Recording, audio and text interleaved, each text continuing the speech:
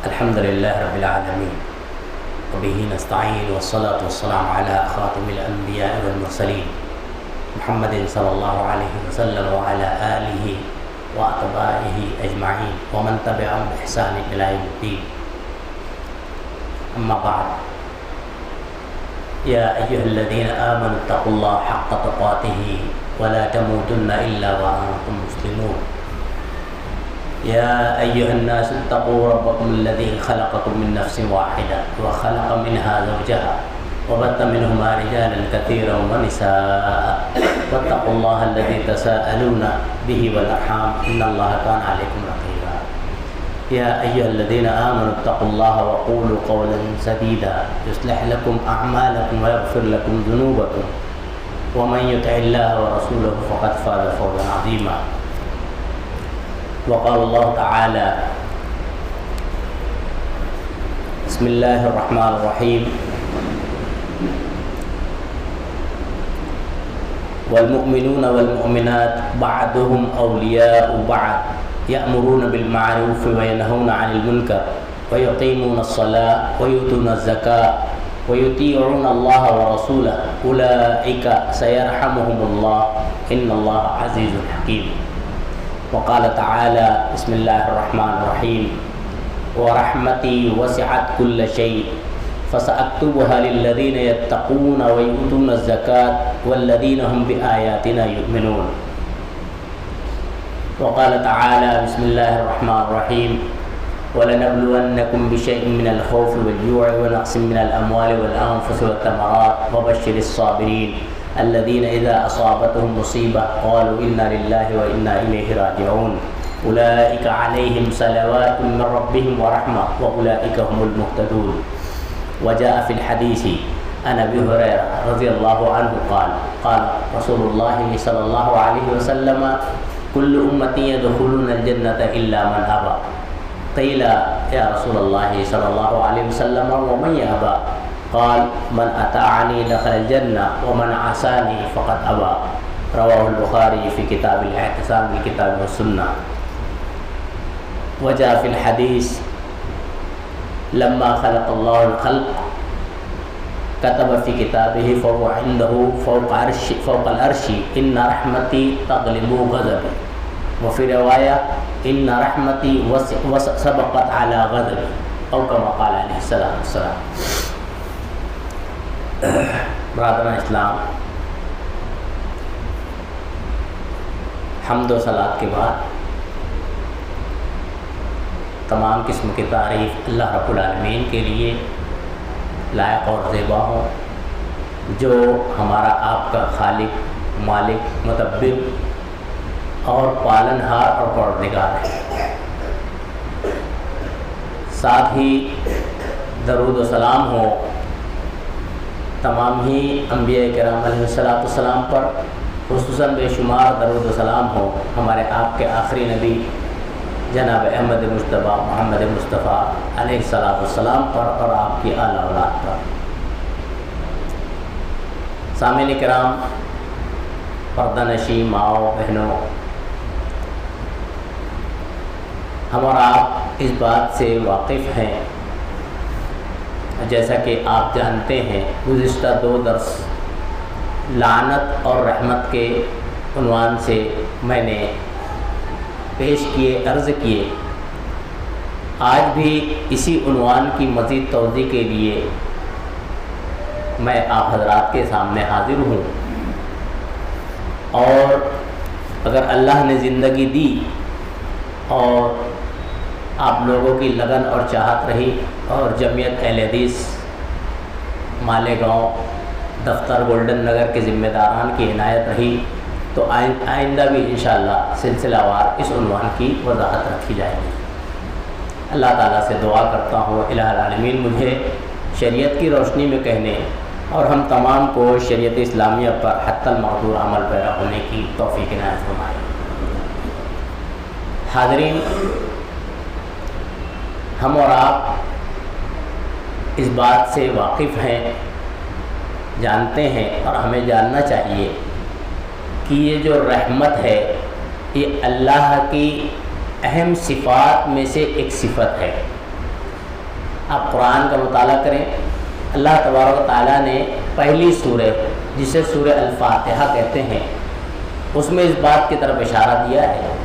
اللہ فرماتا ہے بسم اللہ الرحمن الرحیم الحمدللہ رب العالمین الرحمن الرحیم. تمام تعریفیں اللہ رب العالمین کے لیے جو سارے جہان کا پالنہار ہے، پروردگار ہے. الرحمن جو بڑا مہربان، الرحیم نہایت رحم کرنے والا ہے. اور اللہ کی یہ صفت اتنی وسیع ہے کہ اللہ اپنے اس مہربانی اور رحمت میں تمام لوگوں کو ڈھانپا ہوا ہے. اللہ کی رحمت نے تمام مخلوق، انس جن ہو، حیوانات ہو، جاندار ہو، یہاں تک کہ نباتات اور جمادات بھی اللہ کی رحمت کے گھیرے میں ہی ہے. سب اللہ کی رحمت سے فائدہ اٹھا رہے ہیں. کیونکہ اللہ رب العالمین فرماتا ہے، جیسے کہ میں نے سورہ اعراف کی آیت پڑھی، اللہ فرماتا ہے ان رحمتی وسعت کل شیء، کہ یقیناً میری رحمت ہر چیز کو گھیرے ہوئے ہے. معلوم یہ ہوتا ہے کہ اللہ کی رحمت سے دنیا میں چاہے وہ اللہ کا فرمانبردار ہو یا نافرمان ہو، سبھی فائدے اٹھائیں گے.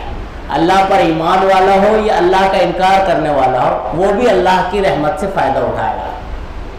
حضرت قتادہ اور حسن رضی اللہ عنہ بیان فرماتے ہیں کہ اس آیت میں اللہ نے جو بات بیان کی ہے ان رحمتی وسعت کل شیء، اس میں اللہ نے عموم کی طرف اشارہ کیا ہے، اپنی رحمت عموم کی طرف. اللہ کی عام رحمت میں دنیا میں سب لوگ فائدہ اٹھائیں گے، لیکن قیامت کے روز اللہ کی عام رحمت نہیں ہوگی بلکہ خاص رحمت ہوگی. اور وہ خاص رحمت صرف وہ متقین کو ملے گی، مومنین کو حاصل ہوگی. اس تفسیر کے اس بات سے ہم اندازہ لگائیں کہ ہم کوشش کریں کہ اللہ کی رحمت ہمیں دنیا میں تو حاصل ہو ہی، اور وہ کون سے اسباب اور ذرائع ہیں جن کو اختیار کرنے کی وجہ سے رحمت الہی کے ہم قیامت میں بھی بروز آخرت بھی حقدار بن جائیں. دنیا میں تو ہے ہی اور ہونا ہی چاہیے، لیکن دنیا میں بھی ملے اور قیامت میں بھی اللہ کی رحمت حاصل ہو، وہ کون سے اسباب اور ذرائع ہیں؟ آج انشاءاللہ انہی کو جاننے کی کوشش کریں گے. تو اس میں سے پہلا سبب جو بندے کو دنیا میں بھی اور آخرت میں بھی اللہ کی رحمت کا حقدار بناتا ہے، اللہ اور اس کے رسول سے سچی محبت. یہ بڑا اہم ہے. اللہ اور رسول سے سچی محبت بڑی اہمیت کے حامل ہے. آپ قرآن کا مطالعہ کریں گے، اللہ رب العالمین نے قرآن میں سورہ بقرہ سورہ نمبر 2 آیت نمبر 165 میں ایک بڑی موٹی بات اور بڑی اہم نقطے کی بات بیان فرمائی ہے. اللہ فرماتا ہے وَمِنَ النَّاسِ مَن يَتَّخِذُ مِن دُونِ اللَّهِ أَندَادًا يُحِبُّونَهُمْ كَحُبِّ اللَّهِ وَالَّذِينَ آمَنُوا أَشَدُّ حُبًّا لِلَّهِ. اللہ کہتا ہے لوگوں میں ایسے لوگ ہیں، وَمِنَ النَّاسِ لوگوں میں، مَن يَتَّخِذُ مِن دُونِ اللَّهِ أَندَادًا جو اللہ کے علاوہ مختلف لوگوں کو، مختلف انداز کو، مختلف جو ہے شخصیات کو پکارتے ہیں، جن کی عبادت کرتے ہیں. والذین آمنوا اللہ کہتا ہے جو ایمان والے، اشد حبا للہ، جیسے یہ لوگ اللہ سے محبت کرنے والی محبت دیگروں سے کرتے ہیں. مومنین کے بارے میں اللہ کہتا ہے کہ مومن اور مومنہ وہ ہوتے ہیں جو ایسی محبت، سخت محبت اللہ رب العالمین سے کرتے ہیں. معلوم یہ ہوتا ہے کہ اللہ کی محبت یہ بندے کو اللہ کی رحمت کا حقدار بناتی ہے.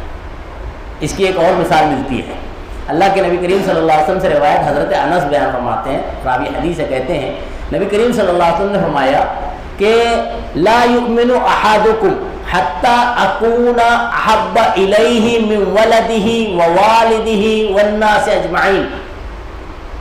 بخاری کی روایت ہے، نبی صلی اللہ علیہ وسلم فرماتے ہیں کہ لا یؤمن احدکم، تم میں کوئی مومن نہیں ہو سکتا ہے یہاں تک کہ میں اس کے نزدیک اس کے ماں، اس کے بچے سے، اس کے آبا و اجداد سے، اور اسی طرح والناس اجمعین تمام لوگوں سے زیادہ محبوب نہ ہو جاؤ. یہی بات اللہ رب العالمین نے قرآن میں بیان کی ہے سورہ توبہ میں. سورہ نمبر 9 اللہ فرماتا ہے قل ان کان آباؤکم وابناؤکم وازواجکم واخوانکم وازواجکم. اللہ نے 8 سلسلہ بیان کیے. اے اللہ کے نبی صلی اللہ علیہ وسلم آپ کہیے انسانوں سے ان کان آباؤکم اگر تمہارے آبا و اجداد، اسی طرح تمہاری اولاد، تمہاری برادران، تمہاری بیویاں، تمہارے مال، تمہارے تجارتی مال اور تمہارے محل اور گھر، یہ اللہ نے 8 سلسلہ بیان کرتے ہوئے کہا احب الیکم اگر تمہارے نزدیک اللہ اور اس کے رسول سے زیادہ محبوب ہیں فتربصوا تو تم لوگ اللہ کے عذاب کا انتظار کرو. معلوم یہ ہوتا ہے کہ بندے کے نزدیک سب سے محبوب چیز جو ہونا چاہیے وہ اللہ کی محبت اور اللہ کے رسول جناب محمد رسول اللہ صلی اللہ علیہ وسلم کی محبت. اگر ایسا ہوگا تو بندہ جو ہے اللہ کی رحمت کا حقدار بنے.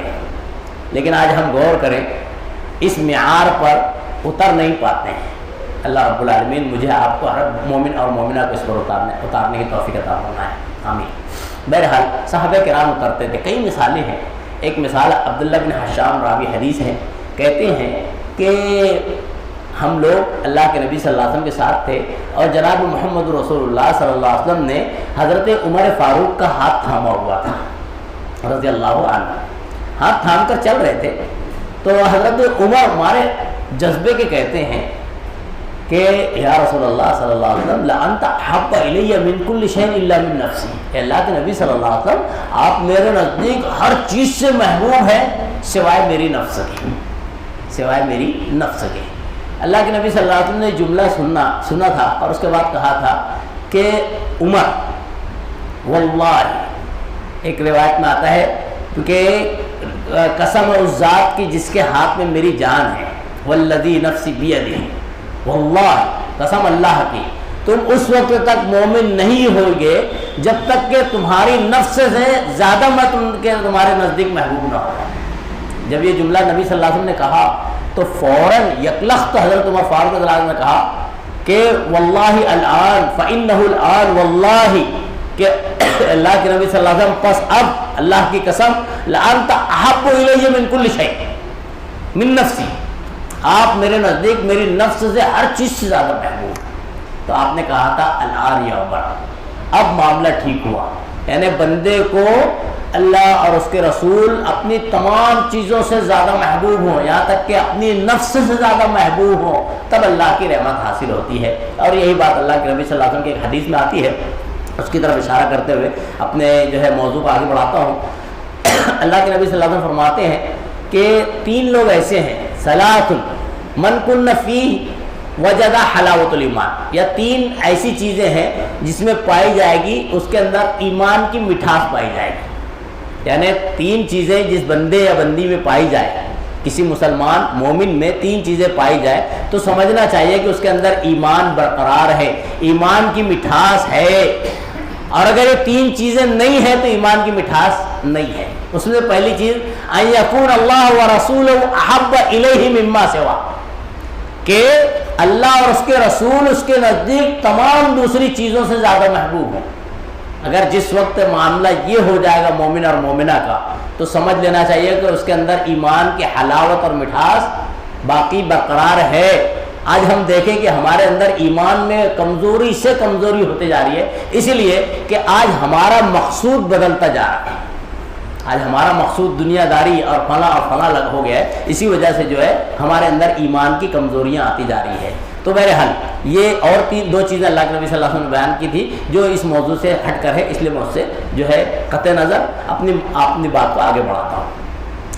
پہلی چیز اللہ اور اس کے رسول سے سچی محبت، یہ اللہ کی رحمت کا حقدار بندہ اور بندی کو بناتا ہے. دوسری چیز محبت تو ہو لیکن محبت اللہ کی اور اللہ کے رسول کی اطاعت کے ساتھ ہو.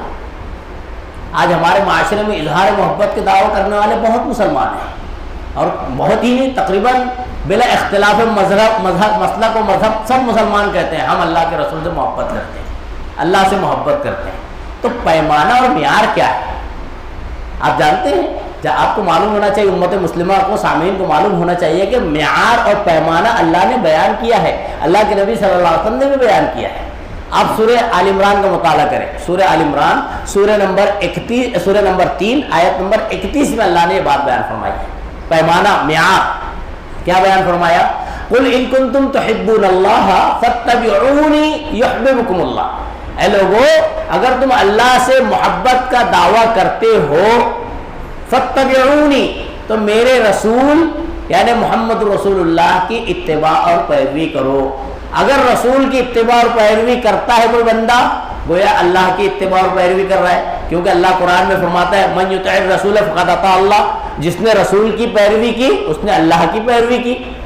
تو یہ رسول کی پیروی کرنا اللہ نے معیار بنایا ہے اللہ کی محبت کا۔ اسی طرح نبی صلی اللہ علیہ وسلم نے بھی معیار بتایا ہے، ایک کسوٹی بیان کر دی ہے۔ ایک صحابی نے پوچھا تھا تو آپ نے کہا تھا من احب سنتی فقد احبنی، جو میری سنت سے محبت رکھتا ہے وہ مجھ سے محبت رکھتا ہے۔ جس کو رسول اللہ صلی اللہ علیہ وسلم کی سنت سے محبت ہے اس کو رسول اللہ صلی اللہ علیہ وسلم سے محبت ہے۔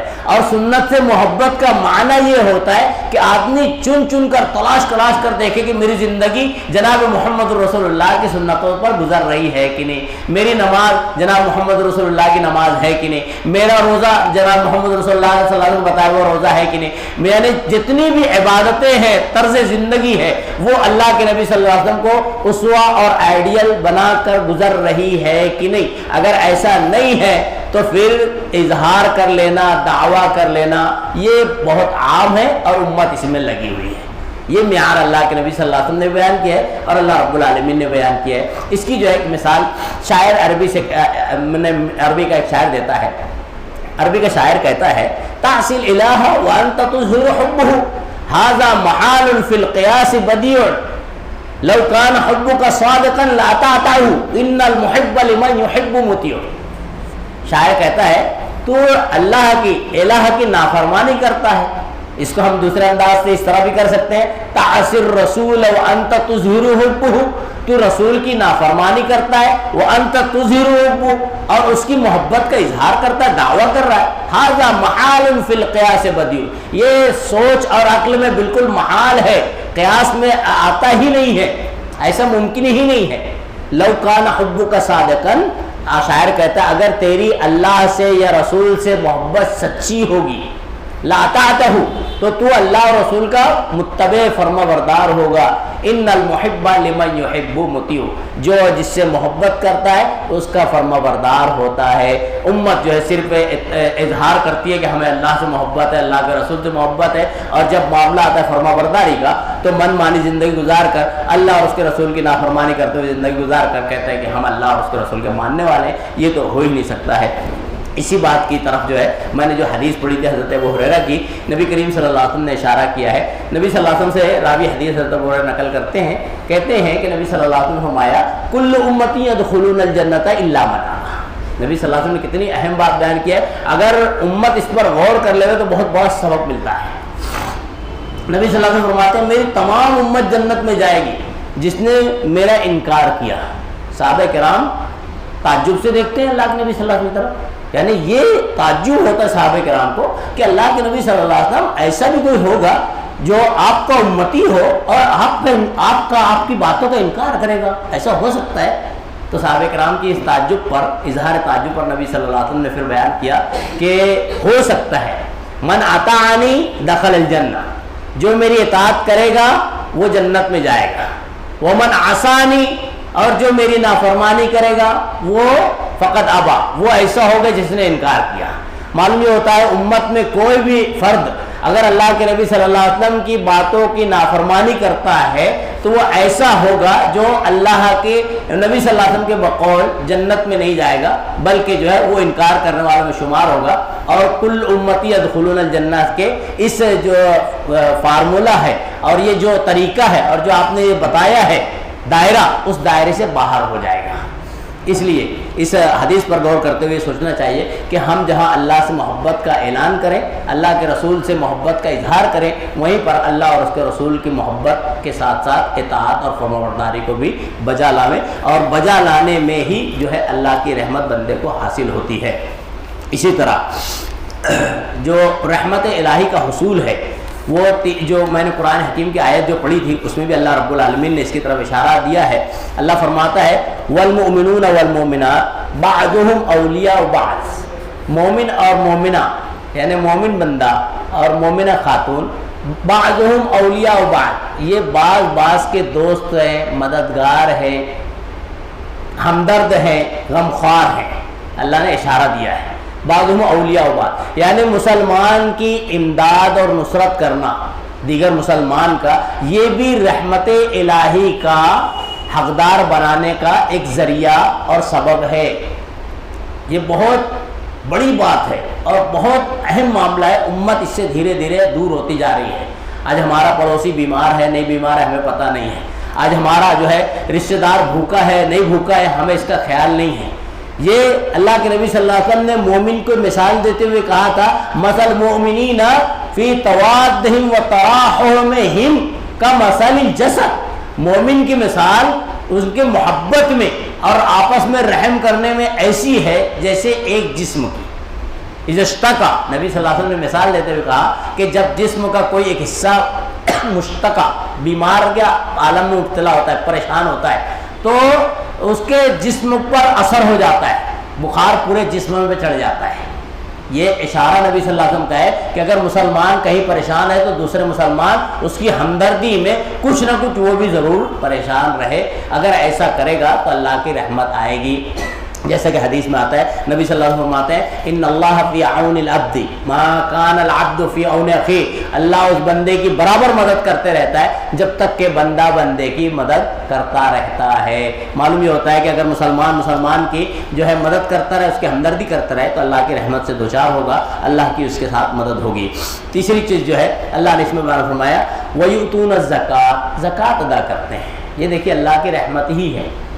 آپ غور کریں، زکوٰۃ ادا کرنا یہ اللہ نے مخصوص کر دیا ہے صاحب نصاب پر. اگر اللہ رب العالمین عام کر دیتا کہ ہر بندے کو 2.5% دینا ہے اپنی کمائی کا، 2.5% اپنی کمائی کا دینا ہے، تو آدمی سوچتے رہتا تھا کہ کہیں زیادتی تو نہیں ہو جائے کہ بھائی ہر مہینے میں اگر جو ہے 3,000 آ تو 2.5% دینا ہے، ہر مہینے میں 10,000 آ تو 2.5% دینا ہے.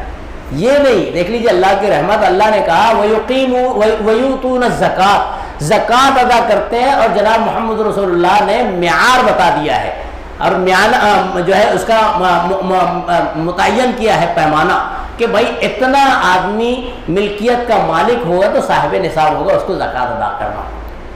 ایک چیز یہ کہ 7.5 تولہ سونا ہو یا 52.5 تولہ چاندی ہو یا اس کے ہمسر روپیہ پیسہ ہو. اور حولان حول کی بھی شرط ہے.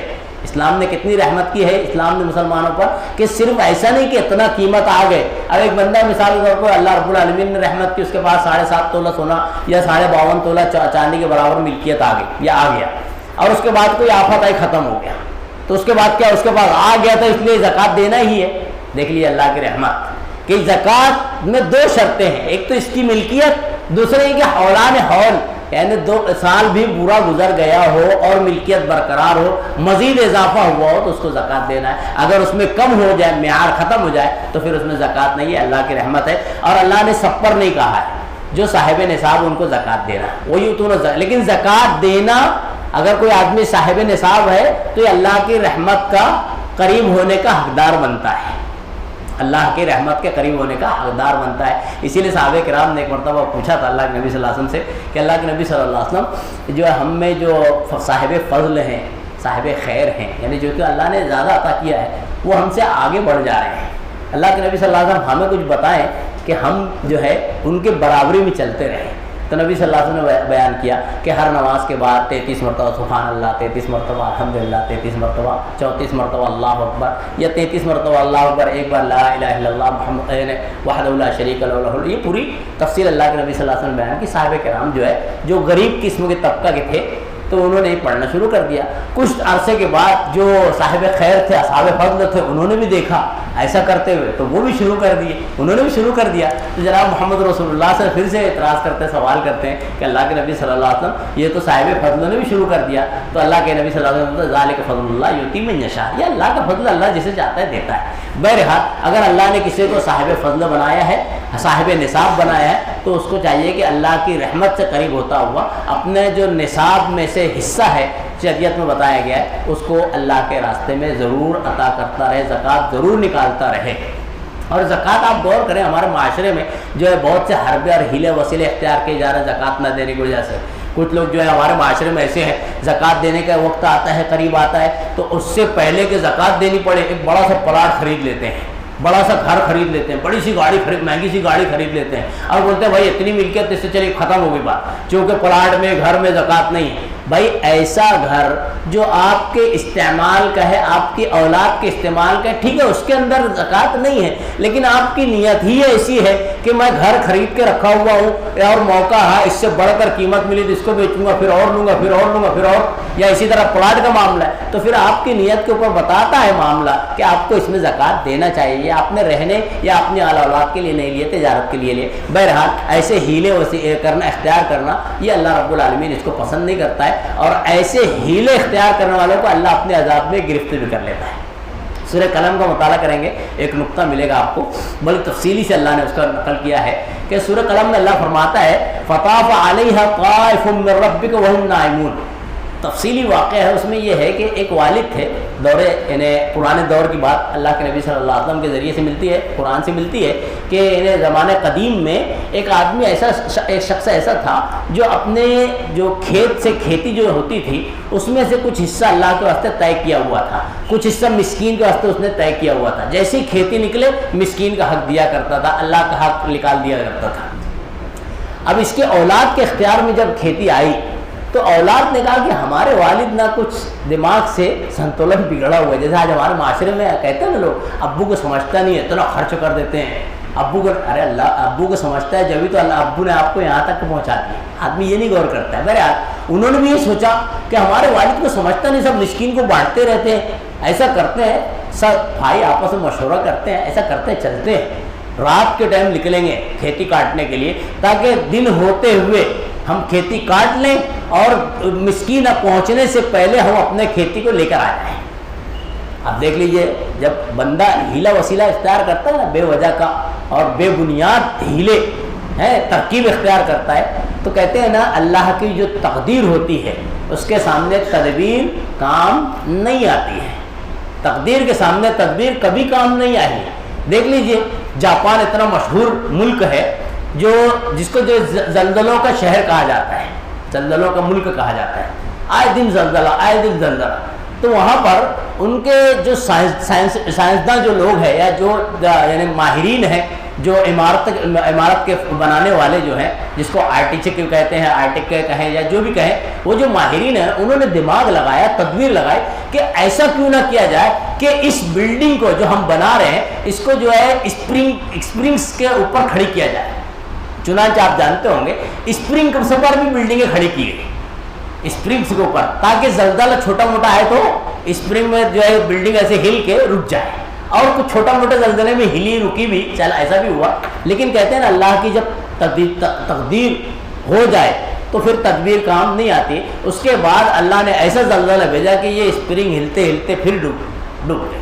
بہرحال تو بلا وجہ کی تدبیر آدمی کو نہیں کرنا چاہیے، کیونکہ اللہ کا فیصلہ اللہ کو ہمیشہ ذہن نشین رکھتے ہوئے یہ کرنا چاہیے کہ اللہ کی تقدیر سے کچھ باہر نہیں ہے، اللہ کے فیصلے سے کچھ باہر نہیں ہے۔ بہرحال چنانچہ ان بھائیوں نے آپس میں مشورہ کیا، اب رات میں چلے جانے کے بعد جب وہاں پہنچتے ہیں تو پہنچنے کے بعد دیکھتے ہیں کہ یہ غالباً ہماری کھیتی نہیں ہے۔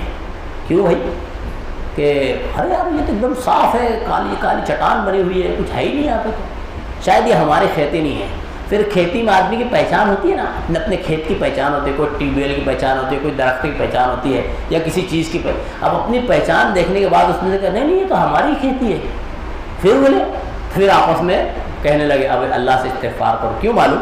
اللہ نے فطاف علیہا طائف من ربک وہم نائمون، ابھی رات میں نکلنے والے تھے، صبح اللہ نے رات میں فرشتے بھیج کے اس کو صاف کر دیا، پوری کھیتی صاف ہو گئی، ان کے دن نکلنے ہیلا کرنے سے پہلے اللہ نے ختم کر دیا۔ بہرحال زکوٰۃ دینے میں بندے کو بلا وجہ کے ہیلے اختیار نہیں کرنا چاہیے، اللہ کا حق ہے، اور بہت مختصر ہے۔ آدمی اگر غور کرے، ایک آدمی کے پاس 40، یہ سمجھ لیجئے یہ 40 گلاس آپ کے پاس ہے، سال بھر گزر گئے، 40 گلاس کے آپ مالک ہیں، اب سال بھر گزرنے کے بعد آپ کو صرف ایک گلاس یعنی 39 کے آپ پورے حقدار ہیں، سمجھ رہے ہیں؟ اور اللہ کا جب حق ادا کریں گے تو اللہ کی رحمت ہوگی، آئندہ سال ہو سکتا ہے 50 ہو جائے، 60 ہو جائے، 80 ہو جائے، لیکن اگر آپ اس ایک گلاس کو 40 میں سے بچانے کی کوشش کریں گے تو ممکن ہے کہ اس ایک کی چکر میں وہ 39 بھی ختم ہو جائے۔ یہی اللہ نے قرآن میں اس میں اشارہ دیا۔ بہرحال وَيُؤْتُونَ الزَّكَاةَ، اللہ کی رحمت کے حقدار وہ بھی ہوتے ہیں جو زکوٰۃ، اللہ نے صاحب نصاب بنایا تو زکوٰۃ ادا کرتے رہتے ہیں۔ اور اس کے بعد اللہ رب العالمین نے فرمایا وَالَّذِينَ هُمْ بِآيَاتِنَا يُؤْمِنُونَ، یہ وہ لوگ ہوتے ہیں جو ہماری آیتوں پر ایمان رکھنے والے ہوتے ہیں۔ یعنی اللہ پر ایمان رکھنا، جیسا کہ میں نے شروع میں کہا، محبت ہو اللہ کی، رسول کی، یہ جو ہے آدمی اللہ کی رحمت کے قریب ہو جانے کا سبب ہے۔ کیوں؟ اللہ نے اس میں کہا ہے سَأَكْتُبُهَا، یقیناً میں اس رحمت کو ضرور لکھوں گا ان لوگوں کے لیے۔ کن لوگوں کے لیے؟ ایمان والوں کے لیے، یعنی اللہ نے یہ رحمت آخرت میں طے کر دی ہے مومنین کے لیے، ایمان والوں کے لیے، زکوٰۃ ادا کرنے والوں کے لیے، اور اسی طرح جو ہے تقوی اختیار کرنے والوں کے لیے۔ تقوی اختیار کرنا بھی یہ جو ہے اللہ کی رحمت کا سبب بنتا ہے، اور یہ بہت ہی اہمیت کا حامل ہے۔ آدمی تقوی سمجھتا نہیں ہے کیا ہے۔ تقوی کے تعلق سے حضرت علی رضی اللہ عنہ نے بڑا پوچھا کہ ایک مسئلہ پوچھا گیا، حضرت ابی بن کعب سے حضرت عمر فاروق رضی اللہ عنہ نے پوچھا تھا کہ ابی بن کعب تم بتاؤ تقوی کسے کہتے ہیں؟ تو حضرت ابی بن کعب نے اس کی تفصیل بیان کی تھی اور کہا تھا کہ عمر تمہارا گزر کسی ایسی جگہ پر نہیں ہوا ہے، آپ نقطے پر غور کریں، ہر ایک کا مقام مرتبہ ہوتا ہے۔ حضرت عمر فاروق رضی اللہ عنہ امیر المومنین ہیں، اور حضرت ابی بن کعب رضی اللہ عنہ قاضی القضاۃ جسے کہتے ہیں، قاضی کے مقام پر ہیں۔ حضرت امیر المومنین عمر فاروق قاضی القضاۃ سے پوچھ رہے ہیں، اور حضرت ابی بن کعب بیان کر رہے ہیں، بتا رہے ہیں، کہتے ہیں عمر تمہارا راستہ کسی ایسی جگہ سے ہوا ہے جہاں پر جو ہے کانٹے کیڑے مکوڑے کانٹے جو ہے جھاڑ جھنکار ہو؟ تو بولے ہاں۔ تو عمر تم کیا کرتے ہو؟ تو کہتے ہیں حضرت عمر فاروق رضی اللہ عنہ امیر المومنین کہ تھوڑا سا دامن ایسے بچاتا ہوں اور چلتے رہتا ہوں سنبھال کے۔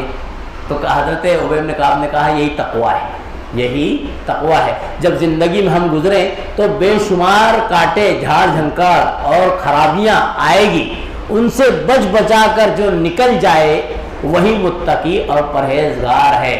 ایک شاعر کہتا ہے لا تحقرن صغیرہ ان الجبال من الحصى، کہ چھوٹی چھوٹی چیز کو حقیر نہ جانو، یقین مانو کنکریوں سے ہی پہاڑ بنا ہے، کنکریوں سے ہی پہاڑ بنا ہے۔ اور چھوٹی چھوٹی گناہوں کو ہلکا نہ جانو، کیونکہ یہ چھوٹے چھوٹے گناہ آدمی کو گمراہ کر دیتے ہیں، بڑے برائی میں مبتلا کر دیتے ہیں۔ بہرحال تو یہ تقویٰ بڑا اہمیت کا حامل ہے۔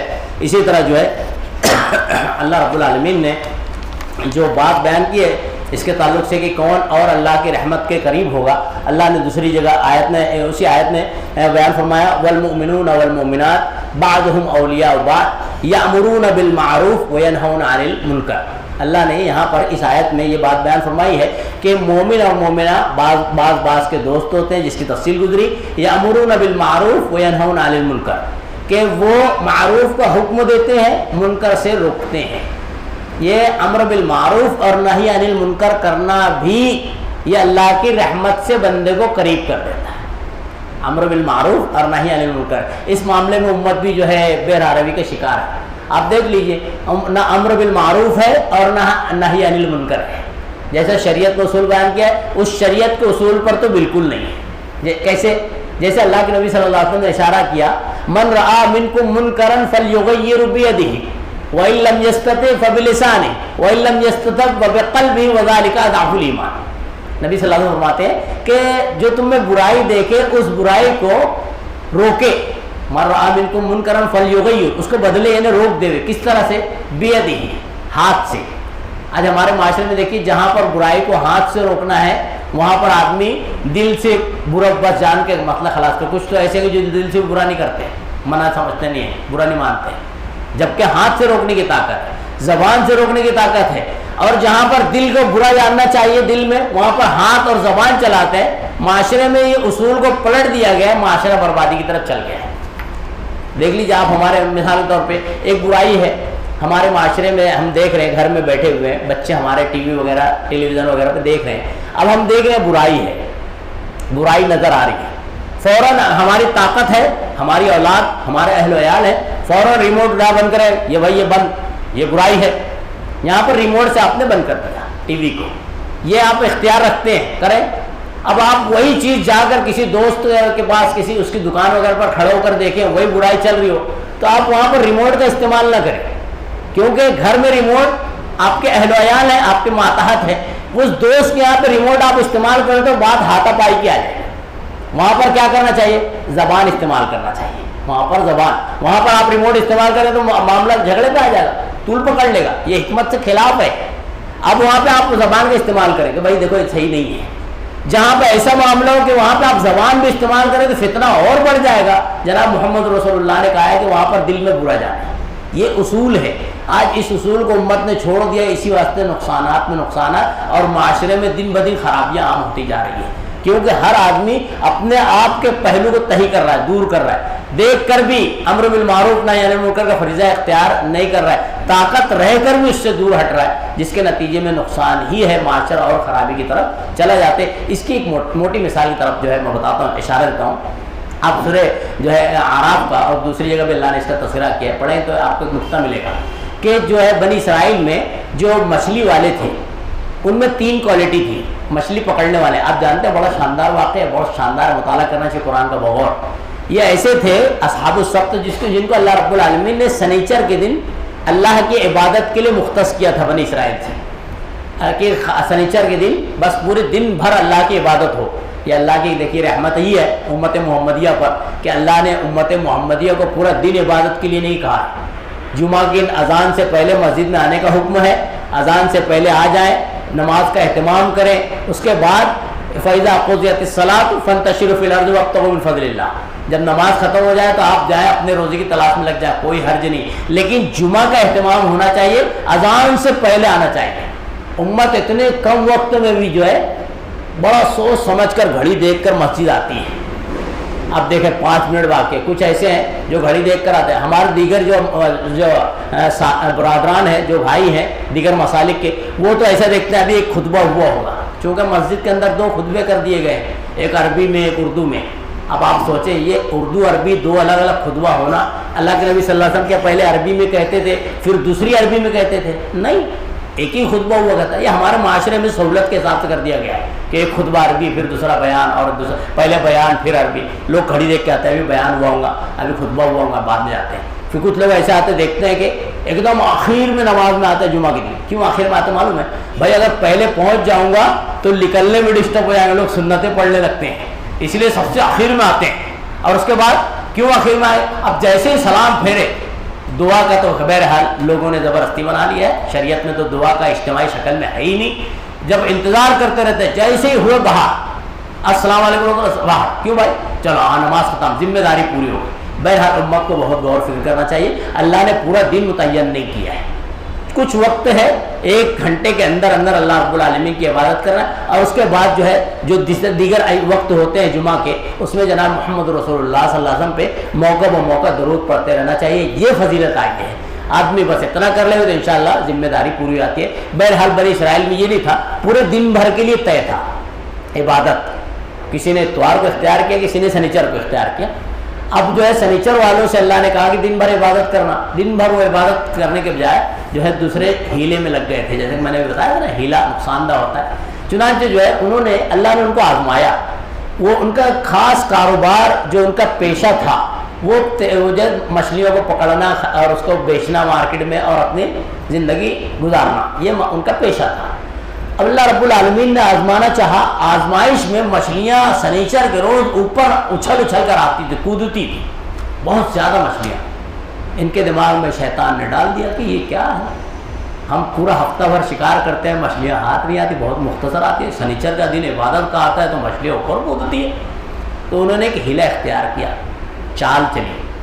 جمعہ کی رات میں انہوں نے رات میں جو ہے شکار باندھ دیا. جال لیتے نا, ہم دیکھتے ہیں نا تالاب وغیرہ پر, ندی وغیرہ پر دیکھیں, مشاہدہ کریں تو معلوم ہوتا ہے کہ جال لگے ہوئے رہتے ہیں. جال کی پہچان کے لیے جو ہے تھرماکول وغیرہ لگے رہتے ہیں, پہچان کے بھائی یہاں سے یہاں جال لگا ہوا. تو انہوں نے رات میں جال لگا دی. اب سنیچر کے دن تو مچھلیاں جو اڑ رہی تھی, آزمائش تھی, وہ اس میں جال میں پھنس گئی. اب یہ بجائے سنیچر کے اتوار کو نکالتے تھے اور کہتے تھے ہم سنیچر کے دن عبادت کر رہے تھے. یہ ہیلا تھا, چالاکی تھی. بہرحال اللہ رب العالمین کے عذاب میں گرفتار ہو گئے. میں بتانا یہ چاہتا ہوں کہ اللہ کا جب عذاب آیا تو 3 کوالٹی تھی، 3 گروہ تھا. ایک وہ تھا جو ہیلا بہانہ کرتا تھا، چالاکی کرتا تھا مچھلیوں کے تعلق سے عبادت چھوڑ کر. دوسرے وہ گروہ تھا جو ان کو منع نہیں کرتا تھا، ایک تیسرا گروہ وہ تھا جو ان کو منع بھی کرتا تھا. جو منع نہیں کرتا تھا وہ کرتا نہیں تھا، یعنی وہ اس جو ہے چالاکی میں شریک نہیں تھا لیکن منع بھی نہیں کرتا تھا. ایک تیسرا گروہ تھا جو کرتا بھی نہیں تھا یہ چالاکی اور منع بھی کرتا تھا. اللہ کا جب عذاب آیا تو جو اس جرم میں مبتلا تھے ان پر بھی آیا، اور جو منع نہیں کرتے تھے ان پر بھی آیا. جو منع نہیں کرتے تھے، گرچہ نہیں کرتے تھے لیکن منع بھی نہیں کرتے تھے، ان پر بھی گرفت ہوئی. معلوم یہ ہوتا ہے کہ اگر اللہ نے ہمیں کتاب و سنت کی توفیق دی ہے، توحید ہمارے اندر ہے، تو ہماری ذمہ داری ہے کہ ہمارا پڑوسی، ہمارا رشتہ دار کوئی بھی ایسا نہ بچے کہ جو توحید سے دور ہو یا شرک اور بدعات اور خرافات میں مبتلا. یہ ہماری ذمہ داری ہے. لیکن کتاب و سنت والوں نے بس اپنے آپ کو سوچا کہ ہم بس صحیح ہیں، اب ذمہ داری خلاص، بس میں صحیح. ایسا نہیں ہے. اگر ایک آدمی ہے خود ظلم نہیں کرتا ہے لیکن ظالموں کی بستی میں رہتا ہے، اب اس ظالم کی بستی میں آگ لگ گئی ہے، ظالموں کی بستی میں آگ لگ گئی، اس میں اس کا بھی گھر ہے، وہ ظالم نہیں ہے. اب آگ بستی لگی ہے تو کیا اس آدمی کو گھر کے چھوڑ دے گی آگ؟ اس لیے کہ وہ ظلم نہیں کرتا ہے، نہیں چھوڑے گی. کیوں کہ ظلم نہیں کرتا لیکن ظالم کو روکتا بھی نہیں ہے، ظالم کو ظلم کرنے سے روکتا بھی نہیں ہے. معلوم یہ ہوتا ہے کہ آدمی خود موحد ہو، توحید پرست ہو، یہ ضروری ہے، اور اس کے ساتھ ساتھ اپنے رشتہ دار دوست احباب کو بھی توحید پرست بنانا ضروری ہے. آدمی سوچے کہ بس میں نجات پا کے ختم تو نہیں ہوئے، ذمہ داری ہے. اس کی ایک مثال جناب محمد رسول اللہ صلی اللہ علیہ وسلم نے بہت اچھی دی ہے. وہ مثال یاد آئی ذہن میں آتے بتاتا ہوں. نبی صلی اللہ علیہ وسلم نے مثال کیا دی ہے معلوم؟ امر بالمعروف اور نہی عن المنکر کی، خاص طور سے نہی عن المنکر کی ایک مثال اللہ کے نبی صلی اللہ علیہ وسلم نے دی.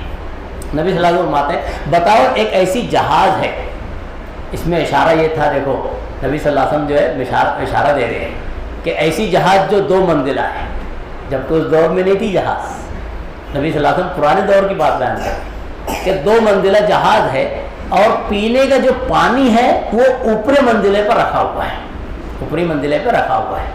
اب نیچے والے بار بار پینے کے پانی کے لیے اوپر جاتے ہیں. اوپر والوں کو بڑی تکلیف ہوتی ہے کہ بار بار آتے رہتے ہیں، پورا گیلا کر رہے ہیں. وہ تفصیل مختصر سا ہے، وہ قصہ ہے نبی صلی اللہ علیہ وسلم بیان کرتے ہیں. اب اس تکلیف کو ان لوگوں نے جو بار بار اوپر جا رہے دیکھا، دیکھنے کے بعد سوچا یار ہماری ذات سے اوپر والے تکلیف ہو رہی ہے، لاؤ ایسا کرتے ہیں کشتی میں چھوٹا سا سوراخ کر لیتے ہیں، یہیں سے پانی آئے گا، پیتے رہیں گے، مسئلہ خلاص، نہ اوپر جانا پڑے گا نہ ان کو تکلیف. اب اگر اوپر والے ان کو کشتی میں سوراخ کرنے سے نہ روکے تو نتیجہ کیا ہوگا؟ جناب محمد رسول اللہ نے بڑی عمدہ مثال دی ہے. نتیجہ یہ ہوگا کہ کشتی میں دھیرے دھیرے پانی بھرے گا، کشتی ڈوبے گی، جس میں نچلے منزل والے تو ڈوبیں گے ہی، ساتھ ہی ساتھ اوپری منزلے والے بھی ڈوب جائیں گے. معلوم یہ ہوتا ہے کہ اگر معاشرے میں خرابی ہے، ایک آدمی اس خرابی سے بچا ہوا ہے، اس کے اندر نہیں ہے، تو اس کو ضروری ہے کہ وہ بھی اپنی ذات سے اس خرابی کو روکنے کی کوشش کرے. ایک آدمی کے اندر خوبی ہے، توحید ہے، کتاب و سنت ہے، تو اپنے آپ تک محدود نہ کر لے بلکہ اپنے دیگر دینی بھائیوں کو بھی اس کی رہنمائی کرے، اس کی حقائق سے واقف کرائے، تبھی اس کی انشاءاللہ نجات ہوگی. امر بالمعروف اور نہی عن المنکر فریضہ اختیار نہ کرنے کا نتیجہ اللہ رب العالمین کی رحمت سے دوری ہو جاتی ہے. اور امر بالمعروف اور نہی عن المنکر کا فریضہ کوئی بندہ اختیار کرے اپنی طاقت و قوت کے اعتبار سے، جیسی حکمت ہے ویسے اختیار کرے، تو انشاءاللہ اللہ کی رحمت سے قریب ہو جائے گا. لیکن یاد رہے امر بالمعروف ہو یا نہی عن المنکر، دونوں میں ایک اصول ذہن نشین رہے. امر بالمعروف کے تعلق سے اللہ قرآن میں کہتا ہے ادعو الی سبیل ربک بالحکمہ، اللہ کے راستے کی طرف کس سے پکارو؟ حکمت سے، دھاندلی سے نہیں. یہ تو اسلام ہے، یہ بھی اللہ کی رحمت. دیکھیے قرآن کا مطالعہ کریں، سورہ جو ہے آپ آیت الکرسی پڑھتے ہیں 255 بقرہ آیت نمبر 255 آپ پڑھیے. اس کے آگے اللہ نے کہا ہے لا اکراہ فی الدین، اس کے فوراً بات کہا ہے دین میں زور زبردستی نہیں ہے، دین میں زور زبردستی نہیں، سمجھا کر بڑے اچھے انداز سے حکمت سے. یہ لا ادعو الی سبیل ربک بالحکمت والموعظۃ الحسنہ اللہ کہتا ہے، یعنی امر بالمعروف حکمت سے، نہی عن المنکر بھی حکمت سے ہی کرنا چاہیے. میں نے ایک مثال دی نا، اگر اصول بدل جائے تو نقصان ہو جاتا ہے. جیسے ایک بندہ ہے وہ بکری چرا رہا ہے اور لاٹھی بھینس کی لیا ہوا ہے، نتیجہ کیا ہوگا؟ بکری چرے گی نہیں، چلی جائے گی۔ بکری کیا ہو جائے گا؟ چرے گی کہ چلی جائے گی؟ بھینس کی لاٹھی لے کر بکری چرائے گا تو بکری تو مر جائے گی نا، مر جائے گی، کیونکہ بھینس کی لاٹھی بکری کے واسطے مر جائے گی۔ اور اگر وہی بھینس کو چرانے کے لیے بکری کی لاٹھی استعمال کرے تو بھینس کے آگے بین بجاؤ، بھینس کو کچھ فائدہ ہوگا نہیں، کیونکہ بکری کی لاٹھی جو ہے مختصر ہوتی ہے، اس کو بھینس میں استعمال کرے بھینس چلنی تھوڑی ہے، کیونکہ اس کو تو اثر ہی نہیں ہوگا۔ تو بہرحال یہ حکمت ضروری ہے، کہاں پر کیسے استعمال کرنا ہے، کہاں پر کیا استعمال کرنا ہے، یہ بندے مومن کو معلوم ہونا چاہیے۔ امر بالمعروف اور نہی عن المنکر کا فریضہ ادا کرنے والوں کو یہ معلوم ہی ہونا چاہیے۔ بہرحال اس کے علاوہ اور بھی ہے، وَيُقِيمُونَ الصَّلَاةَ، اللہ نے کہا ہے نمازوں کو قائم کرنے والے ہیں۔ یہ بہت تفصیلی یہ بات ہے، اور آپ نے بارہا نماز کی اہمیت جانی ہے، یہ بھی اللہ کی رحمت سے قریب ہونے کا ذریعہ ہے۔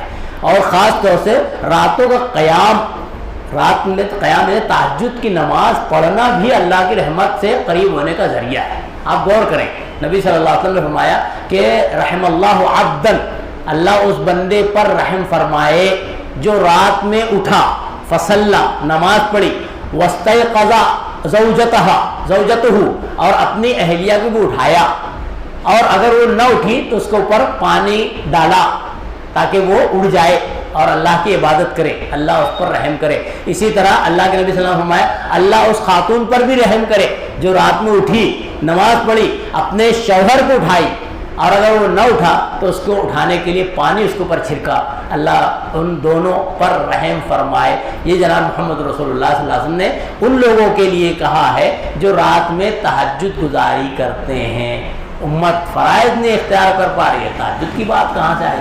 بہرحال اس کا بڑا فائدہ ہے، اور نبی صلی اللہ علیہ وسلم کی ایک حدیث آپ نے بارہا سنی ہوگی، نبی صلی اللہ علیہ وسلم فرماتے ہیں کہ سبعۃ یظلھم اللہ فی ظلہ یوم لا ظل الا ظلہ، قیامت کے دن 7 لوگ ایسے ہوں گے جو اللہ کے عرش کے سائے کے تحت ہوں گے، یوم لا ظل الا ظلہ، یہ بخاری مسلم کی روایت ہے، بڑی مشہور روایت۔ اس دن اس سائے کے علاوہ کوئی اور سایہ نہیں ہوگا، اور آسمان جو ہے، سورج جو ہے 1.25 نیزے کے قریب ہے نا، بہت قریب ہوگا، 1.25 میل بعد لوگ کہتے ہیں، قریب ہوگا ایک دم۔ ایسے نفسا نفسی کے عالم میں اللہ رب العالمین کچھ مخصوص بندوں کو اپنے عرش کا سایہ عطا کرے گا۔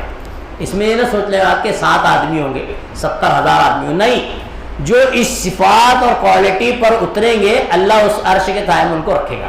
7 کا پڑھا ہے انشاءاللہ، کسی موقع سے رکھی جائے گی بات۔ اس میں سے ہے وَرَجُلٌ ذَكَرَ اللَّهَ خَالِيًا فَفَاضَتْ عَيْنَاهُ، ایک ایسا بندہ بھی ہے جو تنہائی میں، خالیاً مطلب تنہائی میں اللہ کو یاد کیا، اللہ کے ڈر سے اللہ کو یاد کیا، اپنے گناہوں کا احساس کیا، چاہے وہ بندہ ہو یا بندی ہو، دونوں کے لیے یہ ہے۔ اگر اس نے یاد کر لیا، اللہ کا ڈر اس کے اندر آ گیا، ففاضت عیناہ، اس کے آنسو گر پڑے، اس کے آنسو گر پڑے، تو اللہ رب العالمین اس بندے اور بندی کو عرش کے سائے تلے رکھے گا۔ یہ کب ہوگا؟ خالین کب ہوتا ہے معاملہ، یعنی ففاضت عیناہ خالین، ذکر اللہ خالین، یعنی جب تنہائی کب ہوگی؟ آدمی رات میں ہی تنہائی ہو سکتی ہے کہ اور اللہ کے علاوہ کوئی نہ دیکھے، یا تو اگر میاں بیوی ہے تو میاں کو بیوی، بیوی کو میاں دیکھے، بس یہ معاملہ اللہ کے نبی صلی اللہ علیہ وسلم ہے۔ ایسے عالم میں اگر اللہ کو پکارتا ہے اور آنسو گر جاتے ہیں تو اس کی مغفرت ہے، اللہ رب العالمین اس کو عرش کے سائے تحت رکھے گا۔ ایک روایت مستدرک حاکم کی یہاں تک کہ اگر اس کا آنسو زمین پر گر جائے تو اس کو قیامت کے دن اللہ رب العالمین عذاب نہیں دے گا۔ اللہ کے نبی صلی اللہ علیہ وسلم کی حدیث بڑی مشہور ہے، 2 آنکھیں ایسی ہیں جن پر جہنم کی آگ حرام ہے، جن پر جہنم کی آگ حرام ہے۔ عین، ایک وہ آنکھ باتت من خشیت اللہ، جو اللہ کے ڈر سے رو دی۔ آج ہم غور کریں، ہمارے اپنے آپ کے اوپر غور کریں، اہل و عیال پر غور کریں، بندہ اپنے دنیاوی حاجات پوری نہ ہونے کی وجہ سے روتا رہتا ہے، چاہے اس میں خاتون ہو یا شوہر ہو یا بچے ہوں، سب کے سب اس میں شامل ہے۔ بچے کو کوئی ضرورت نہیں ہوئی، رونے لگا، شوہر کو جو ہے کچھ آرام نہیں ملا، رونے لگا، خاتون کو جو ہے کچھ دنیاوی چاہتے ہیں خواہشات پوری نہیں ہوئی، رونے لگی۔ تو یہ دنیا کے طور پہ ہم روتے ہیں، لیکن جو اصل رونا ہے آخرت کا، نجات کا اور اللہ کو رضا کا، اس رونے میں بھی ہمیں اپنے آپ کو شامل کرنا چاہیے۔ خاص طور سے حضرت ابوبکر کا ایک جملہ نقل کرتا ہوں، حضرت ابوبکر رضی اللہ عنہ فرماتے ہیں کہ بندے کو چاہیے، یہ ان کا اپنا جملہ ہے، بندے کو چاہیے کہ اللہ کے سامنے روئے، اور اگر نہیں رونا آتا ہے تو فلیتباک، یہ جو جملہ ہے نا، یہ جو لفظ ہے فلیتباک، اس کا معنی کیا ہوتا ہے جانتے ہیں؟ رونے کی ایکٹنگ کر لے گے۔ کتنا اہم جملہ حضرت ابوبکر کا، سنے ذرا سا، نہیں اگر آنسو نکلتے ہیں، نہیں رونا ہوتا اللہ کے سامنے اللہ کے ڈر سے، تو کم از کم ایکٹنگ تو کرے، لیکن تنہائی میں، پبلک میں ایکٹنگ صحیح نہیں ہے، پبلک میں ایکٹنگ صحیح نہیں ہے، یہ ریاکاری دکھاوا ہو جائے گا۔ تنہائی میں کم سے کم رونے کی کوشش کرے، ایکٹنگ سے مراد ایکٹنگ نہیں، کوشش کرے، یہ مراد ہے۔ ایکٹنگ سے مراد یہ نہ لے کہ ظاہری کچھ باطن کچھ، یعنی کوشش کرے رونے کی، بن کے روئے کہ ہاں میں کوشش کر رہا ہوں رونے کی، اللہ رب العالمین اس کو توفیق دے دے گا اوریجنل رونے کی۔ بہرحال تو یہ جو معاملہ ہے کہ خشیت اور خوف، یہ بھی اللہ کی جو ہے رحمت کے قربت کی کا ذریعہ ہے۔ اسی کے ضمن میں آنکھیں جو بیدار ہوتی رہتی ہیں رات میں اللہ کے راستے میں، وہ بھی اللہ کے جو ہے رحمت کے حقدار بن جاتے ہیں۔ بعض لوگ اس کو دوسرے معنی میں لیتے ہیں، وَعَيْنًا جو ہے تحرس فی سبیل اللہ، اللہ کے راستے میں جاگنے والی آنکھ کا لوگ دوسرے معنی میں لیتے ہیں کہ بھائی اللہ کے لیے چلو پٹلی اٹھا کے پہنچے یہاں پہ وہاں اور جاگے۔ نہیں نہیں نہیں، یہ معاملہ نہیں ہے، یہ معاملہ اشارہ ہے۔ امام ترمذی نے جو روایت لائی ہے، وہ روایت کا عنوان ہے، اس کا جو ہے کتاب ہے کتاب الجہاد، اشارہ مل جاتا ہے کہ یہ جو ہے اس معاملے کی بات ہے، یہ اس معاملے کی نہیں کہ آدمی اٹھا کے یہاں سے وہاں جائے اور پھر لوگوں کے اندر بے بنیاد اور من گھڑت باتیں پھیلائے۔ کس طرح سے معلوم؟ یار میں نے تو یہاں تک پڑھا ہوا ہے، لوگ کہتے ہیں نعوذ باللہ من ذالک یہ اسلام نہیں ہے۔ بہرحال لوگ بتاتے ہیں کہ فضائل میں بتاتے ہیں کہ اگر ایک بندہ ہے، ایک ایسا آدمی ہے جس کے اوپر کوئی دشمن حملہ کرنے آ رہا ہے، تو اسے چاہیے کہ وضو بنا لے ہوئے 2 رکعت نماز پڑھے، اللہ رب العالمین خود مدد کر دے گا۔ یہ اسلام ہے، آدمی غور کرے۔ اگر ایسے ہی ہوتا تو جناب محمد رسول اللہ صلی اللہ علیہ وسلم 17 غزوات باہر نکل کر کیوں کرتے تھے؟ صحیح ہے، صحابہ کرام نے اپنی پوری زندگی کھپا دی کیوں؟ تو بہرحال اس کو بلا وجہ معنی کو بدلنا نہیں چاہیے۔ اللہ کا جو راستے میں آنکھیں جاگتی ہے، وہ اللہ رب العالمین اپنی رحمت سے اسے قریب کر دیتا ہے۔ اور صبر کرنے والے، یہ بھی بڑا تفصیلی عنوان ہے۔ اگر اللہ رب العالمین کے آزمائش پر بندہ صبر کرتا ہے، آزمائش سے مراد 2 طرح کی آزمائش ہوتی ہے، آدمی اس کو غور نہیں کرتا، آزمائش سے مراد سوچتا ہے کوئی تکلیفی آزمائش ہے، نہیں، 2 قسموں کی آزمائش ہے۔ ایک آزمائش ہے کہ آدمی کو ظاہری کچھ تکلیف ہو، یعنی جسموں کی تکلیف، اسی طرح مال و جائیداد میں قلت کی تکلیف، اسی طرح اہل و عیال کی کسی رشتہ دار کے قریبی گزر جانے کی تکلیف، ایسی کئی سے تکلیفیں ہیں۔ یہ ہے ایک تکلیف۔ دوسری ہے وہ یہ کہ نیک اعمال کرنے میں تکلیف، جیسے ابھی سردی کا موسم ہے، بڑا کبھی بیچ میں دو چار روز پہلے کھڑا کی سردی لگ رہی تھی، سرد تھا معاملہ، اب اٹھ کر جائے، وضو بنائے، ٹھنڈے پانی سے، گرم کی سہولت نہیں ہے، یہ بظاہر تو کتنی تکلیف والا معاملہ ہے، لیکن اس تکلیف کو اختیار کرنا، یعنی اللہ رب العالمین نے جو اوامر، جو حکم دیے ہیں ان کو اختیار کرنا، اور جو چیز اللہ نے منع کی ہے، اللہ کے رسول صلی اللہ علیہ وسلم نے منع کیا ہے، ان اوامر اور منہیات سے اپنے آپ کو روکنا، اوامر سے کو اختیار کرنا، منہیات سے اپنے آپ کو روکنا، یہ بھی بڑی آزمائش کا ایک حصہ ہے۔ آدمی یہ نہ سوچ لے صرف یہی تکلیفی آزمائش، نہیں، اگر ایک اللہ رب العالمین نے چیز کو منع کیا ہے، شریعت نے اس کو روکا ہوا ہے، اللہ رسول نے، تو بندے کو ضروری ہے کہ رک جائے، چاہے اس کا دل چاہے، چاہے اس کا نفس بہت چاہے، خواہش کرے، لیکن شریعت میں منع ہے، بس رک جائے۔ یہ ہے آزمائش۔ اسی طرح اگر آزمائش میں آدمی صبر کرے تو اس کا بھی بڑا فائدہ ہے، اللہ کی رحمت سے بندہ قریب ہو جاتا ہے۔ اور اللہ رب العالمین نے اس بات کو سورہ بقرہ میں بیان کیا ہے، سورہ بقرہ کا مطالعہ کرنا چاہیے، جو ہے سورہ نمبر 2 آیت نمبر 153، 54، 55 اور اسی طرح 57 میں بھی اللہ نے بات بیان فرمائی ہے، 53 سے لے کے 55 تک کے 57 تک کے اللہ نے بات بیان فرمائی ہے۔ بہرحال اللہ کہتا ہے وَلَنَبْلُوَنَّكُمْ بِشَيْءٍ مِّنَ الْخَوْفِ وَالْجُوعِ وَنَقْصٍ مِّنَ الْأَمْوَالِ وَالْأَنفُسِ وَالثَّمَرَاتِ وَبَشِّرِ الصَّابِرِينَ۔ اللہ نے تمام چیزیں بیان کرنے کے بعد کہا ہے کہ ہم تمہیں آزمائیں گے، اس سے میں نے خوف سے، ڈر سے، اسی طرح جو ہے مال کی کمی سے، بھوک مری سے، قلت، تجارت پیسے کی قلت سے، کئی طرح سے آزمائے گا اللہ رب العالمین۔ اور اس کے بعد اللہ کہتا ہے وَبَشِّرِ الصَّابِرِينَ، صبر کرنے والوں کو خوشخبری دے۔ کہا ہے کہ جو صبر کرے گا اس کو خوشخبری ہے کہ اس کو اللہ کی رحمت دنیا میں بھی ملے گی، اللہ کی رحمت کا وہ آخرت میں بھی حقدار بن جائے گا۔ لیکن صبر کرنے کی علامت کیا ہے؟ اس علامت کو جو ہے بتا کے میں اپنی بات کو سمیٹنا تو وقت ختم ہونے پہ ہے۔ بہرحال صبر کی 4 علامت اور شرطیں ہیں۔ اگر ان شرطوں پہ امت عمل کرے گی تو حقیقت میں وہ صبر ہوگا. اگر یہ 4 شرطوں میں سے ایک شرط نہیں ہے تو پھر وہ صابر نہیں ہے, اس کا صبر نہیں ہے. پہلی شرط اللہ قرآن میں سورہ مدثر میں فرماتا ہے وَلِرَبِّكَ فَاصْبِرْ, صبر اللہ کی رضا کے لیے ہونا چاہیے. صبر اللہ کی رضا, آدمی جب صبر کرے نا تو اللہ کی رضا کے لیے ہونا چاہیے. اگر اللہ کی رضا مقصود نہیں ہے صبر کرنے میں تو پھر صبر نہیں ہے. قرآن کا مطالعہ کرے, اللہ رب العالمین نے اس کو دوسری جگہ اس طرح فرمایا کہ وَالَّذِينَ صَبَرُوا ابْتِغَاءَ وَجْهِ رَبِّهِمْ, کہ وہ لوگ جو اللہ کی رضا کے لیے صبر کریں وہ صبر قبول ہے. دوسری شرط یہ ہے کہ صبر جو ہے عند الصدمۃ الاولیٰ, جب مصیبت آزمائش آئے اسی وقت صبر ہو. ایسا نہیں کہ آزمائش کے وقت نوحہ ماتم ہو جائے, خوب چیخ پکار, گلے کو پھاڑنا, کپڑا پھاڑنا, اس کے بعد جو بعد میں بولا اب میں صبر کرتا ہوں. نہیں, فطرت ہے یہ, بعد میں تو آدمی صبر ہو ہی جاتا ہے, یہ فطری ہے. جگہ پر کرنٹ پر صبر کرنا یہ بڑی اہم چیز ہے. اس کی ایک مثال ملتی ہے. ایک مرتبہ جو ہے ایک صحابیہ کے پاس سے اللہ کے نبی صلی اللہ علیہ وسلم گزرے. بوڑھی خاتون تھی, روایت میں آتا ہے, اور اس کے بچے کا انتقال ہو گیا تھا. اس کے بچے کی قبر کے پاس بیٹھی ہوئی تھی اور جو ہے رو رہی تھی. تو نبی صلی اللہ علیہ وسلم نے گزرتے ہوئے اس سے کہا اتق اللہ واصبری, اے بندی اللہ سے ڈر اور صبر کر. تو روایت میں کافی تفصیلی باب ہے. روایت میں آتا ہے کہ اس خاتون نے کہا کہ آپ اپنا کام کیجئے, آپ کے اوپر وہ مصیبت نہیں پہنچی جو میرے اوپر پہنچی ہے. روایت میں آتا ہے کہ ولم تعرف, اس عورت نے یہ پہچانا نہیں کہ یہ شخصیت جو مجھ کو بول رہی ہے یہ سرور عالم رحمت للعالمین ہے. اس نے پہچانا نہیں, دیکھا بھی نہیں تھا, بلا دیکھے انجانے وہ کہہ دیا اس نے ایسا کہ آپ اپنا دیکھیے, مجھے مصیبت مجھ پر آئی, آپ کو تھوڑی آئی. ایسا کیا کرتا. تو پھر بعد میں صحابہ کرام کہتے اس کو بتایا گیا تم نے یہ جو جملہ کہا ہے کس سے کہا ہے, بتایا مجھے کس سے, پھر سے فوراً دوڑتی ہوئی آئی. کیوں معلوم, ایمان کا خطرہ, انہیں ایمان ضائع ہونے کا خطرہ ہو گیا. کہیں ایسا نہ کہ اللہ رب العالمین میرے ایمان کو غارت کر دے ہوئے. فوراً دوڑتی ہوئی آئی. روایت میں آتا ہے کہ جب نبی صلی اللہ علیہ وسلم کے گھر پر پہنچا تو ولم تجد بوابین, گھر پر آپ کے کسی بوابین یعنی کس کو کہتے ہیں نگراں یا دربان, کسی کو نہیں پایا. ڈائریکٹ رحمت للعالمین ہے, سرور کائنات, سید الانبیاء والبشر, تمام انسانوں کے سردار کے گھر پہ پہنچ رہی ہے اور کوئی گیٹ مین نہیں ہے, ڈائریکٹ.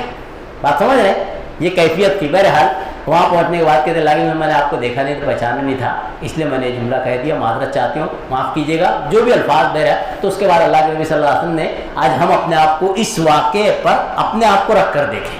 اگر کوئی ہماری انسلٹ کر دیتا ہے تو ہم فوراً اس کو بدلہ لینے کی کوشش کرتے, مارنا یا جس طرح سے بدلہ لینا ممکن ہو, گالی گلوچ کرنا, برائی کرنا, یہ انسلٹ کرنے والا.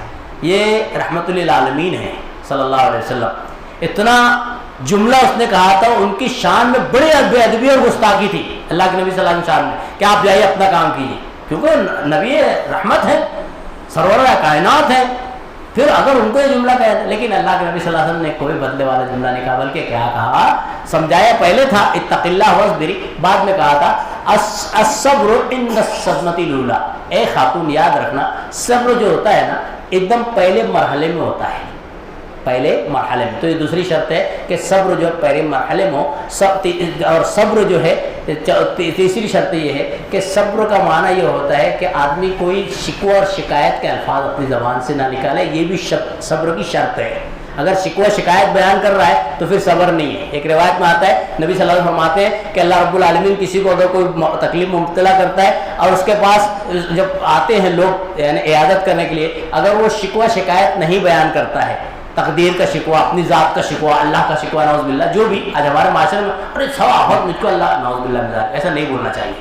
تو بہرحال اگر وہ شکوہ شکایت نہیں کرتا, اللہ کے نبی فرماتے ہیں کہ اللہ رب العالمین اس کو قید سے آزاد کر دیتا ہے, اس کو قید سے آزاد کر دیتا ہے اور اس کو پہلے سے زیادہ بہتر انداز میں اس کی شخصیت کو نکھار دیتا ہے. تو یہ تیسری چیز ہے, شکوہ شکایت نہیں کرنا چاہیے. چوتھی چیز جو اللہ نے اس آیت میں بیان فرمائی ہے کہ دعا کا اہتمام کرنا چاہیے. مصیبت آنے پر کون سی دعا پڑھنا چاہیے؟ سب سے پہلے انا للہ و انا الیہ راجعون. کوئی بھی چھوٹی بڑی مصیبت آئے پہلے انا للہ و انا الیہ راجعون. اور اس کے بعد اللہ کے نبی صلی اللہ علیہ وسلم نے ایک جملہ اور کہا تھا وہ بھی بڑا شاندار ہے. انشاءاللہ کسی موقع سے یا آئندہ تب موقع ملا اللہ نے زندگی دی تو انشاءاللہ اس کی تفصیل رکھی جائے گی. وہ حضرت ام سلمہ کا واقعہ بڑا شاندار ہے. اس میں جو جملہ ہے یہ بھی ہے کہ آدمی کو کوئی مصیبت پہنچے تو انا للہ و انا الیہ راجعون کے بعد اللہم اجرنی فی مصیبتی واخلف لی خیرا منہا کہنا چاہیے. یہ دعا کا اہتمام کرتے رہنا چاہیے. تفصیل انشاءاللہ پھر موقع سے رکھی جائے گی. اللہ رب العالمین سے دعا کرتے ہیں کہ اللہ رب العالمین اس محفل میں کہیں باتوں پر غور فکر کرنے والا بناوے.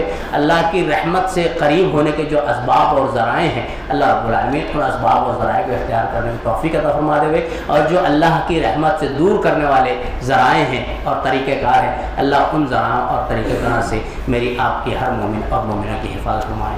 آمین. والسلام علیکم ورحمۃ اللہ وبرکاتہ. ایک اعلان ہے.